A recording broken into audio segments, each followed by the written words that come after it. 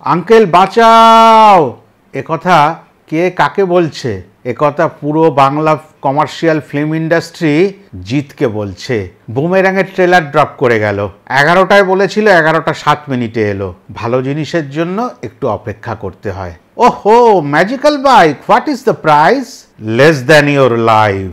এই ডায়লগ বহুদিন বাঙালি শোনেনি, একদম করকরে মরমরে ডায়লগ।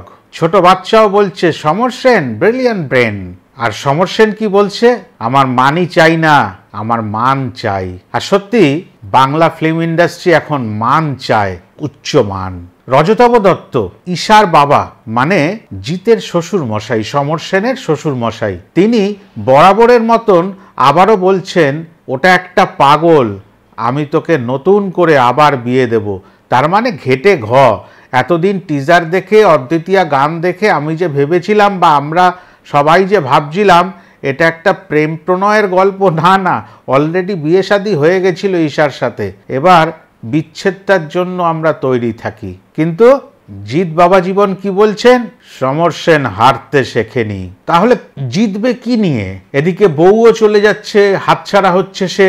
জিততে গিয়ে তার তৈরি হচ্ছে নতুন ঈশার রেপ্লিকা, নাম তার নিশা। ওই যে আমরা কদিন ধরে সোশ্যাল মিডিয়ায় দেখলাম না, টাক মাথা রুক্মিণী, সেটাই হচ্ছে নিশা। আর ওই জন্যই মাঝে মাঝে তাকে অদ্ভুত অদ্ভুত ভাবে দেখা যাচ্ছে নিশা।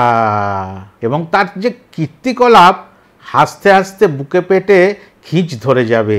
হলে গিয়ে দেখতে যাই, যেটা বুঝতে পারছি, রজতাভদা, খরাজদা, বিশ্বনাথ, এরা সবাই মিলে যা শুরু করেছে, এ হাসির রেশ যে কত দূর অবধি পৌঁছাবে এ মহা মুশকিল বলা।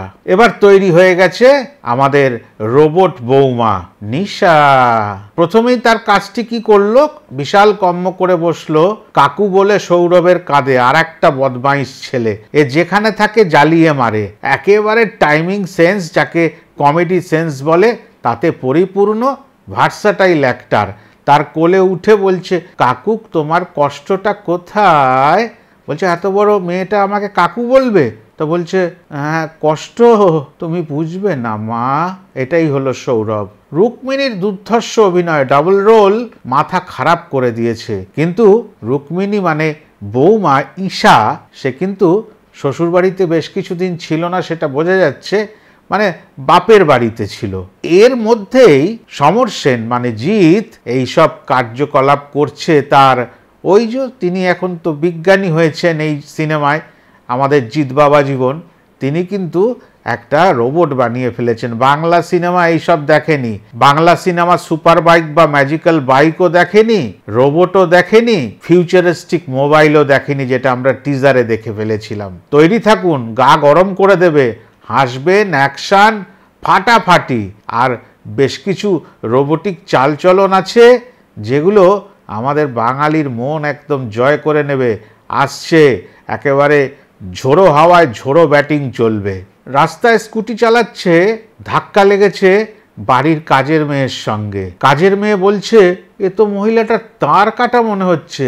ভয় পেয়ে ঈশাকে ফোন করেছে, এইটা কে গো, তোমার মতনই দেখতে কিন্তু তার কাটা মাল।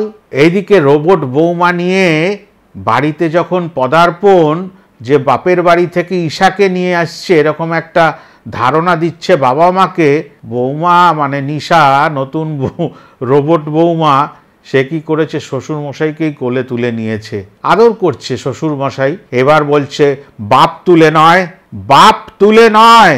একদম ড্রামাটিক সিচুয়েশন। আর এমনিতেও জিতেরও কমেডি সেন্স আমরা এর আগে বহুবার দেখেছি। একটু বাচ্চা শ্বশুরের কথা মনে পড়ে গেল। শাশুড়ি মা বলে ফেললেন, এ বৌমা না বোমা, মানে খুব চাপে পুরো পরিবারটা। রাস্তায় ঘুরতে বেরিয়েছে নিশা রোবট, হঠাৎ সৌরভকে ধরে বলছে, চাচু চার্জ মি। এবার তো সৌরভের সঙ্গে সম্ভবত যার প্রেম প্রণয় চলছে, একটা চান্স আছে লেগে টুকে যাবার, সে তো দেখে ফেলেছে। বলছে, তুমি ওকে চার্জও দাও। কি সমস্যা বলুন তো? রাস্তাঘাটে ঘরে বাইরে বেজ্জত করে রেখে দেবে এই যে সমর সেনের তৈরি রোবট নিশা। বাপের বাড়ির থেকে ফিরে এসছে ফোন কল পেয়ে। ঈশা ঘরে ঢুকে বলছে, ওই মেয়েটি কোথায়? আরেকটি মেয়ে এই বাড়িতে আছে, বলছে না না না কেউ নেই। ওদিকে ছাদে উল্টো হয়ে এসে চড়ে বেড়াচ্ছে। কি ডেঞ্জারাস সিচুয়েশন হবে বলুন তো। হলে বসে এইগুলো দেখতে দেখতে যখন হাসাহাসি রোল পড়বে তখন আশেপাশে কোনো বয়স্ক লোকটোক থাকলে বিরক্ত হতে পারে কিন্তু।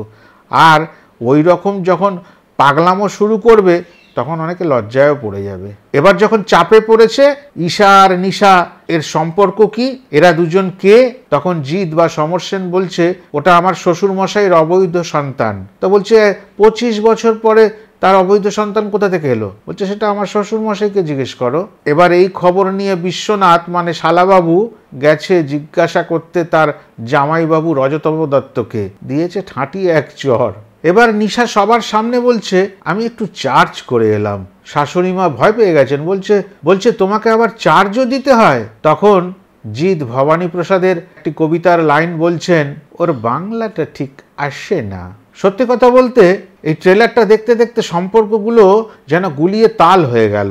আর যখন রজতাভ দত্ত পাই পাই করে ছুটে যাচ্ছে তখন জামাই সমর সেন জিৎ কি বলছে জানেন? এ তো যেন বন্দে ভারত, দেখো এই বয়সেও কেরম দৌড়াচ্ছে। ডায়লগগুলো শুধু ভেবে দেখুন, কোথায় কোন ডায়লগ কিভাবে দিতে হবে।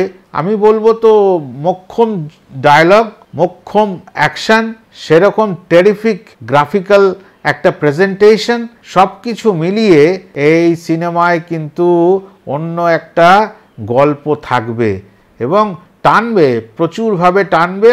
আমার মনে হচ্ছে আবার নতুন সকাল দেখবে বাংলার কমার্শিয়াল সিনেমা আসছে, কমার্শিয়াল সিনেমার দিন ফিরে আসছে, এই বুঝি গেল। প্রথমে যে বাচ্চাটা ঘুড়ি ওড়াতে গিয়ে ছাদ থেকে পড়ে যাচ্ছিল তাকে সুপার বাইক বা ম্যাজিক্যাল বাইক নিয়ে জিৎ বা সমর সেন বাঁচালো, সেই বাচ্চাটার একটা উক্তি দিয়ে ট্রেলারটা শেষ হলো। মা, আমাদের কোনো সুপারম্যান বা সুপার হিরো হতে পারে না? হ্যাঁ আছে তো, তার নাম জিৎ। হ্যাঁ, বাংলার জিৎ ধরেছে হাল, কমার্শিয়াল সিনেমার ফিরিয়ে দেবে সেই চাল। আশা করি এই আমার রিয়াকশানটুকু এই সমস্ত দিয়ে একটু গেঁথে আপনাদের সামনে যে পরিবেশন করলাম নিশ্চয়ই করে ভালো লাগবে।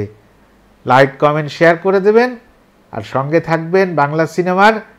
আর যারা এখনও চ্যানেলটা সাবস্ক্রাইব করেননি দয়া করে সাবস্ক্রাইব করে নেবেন আর খুব হাসবেন। নমস্কার।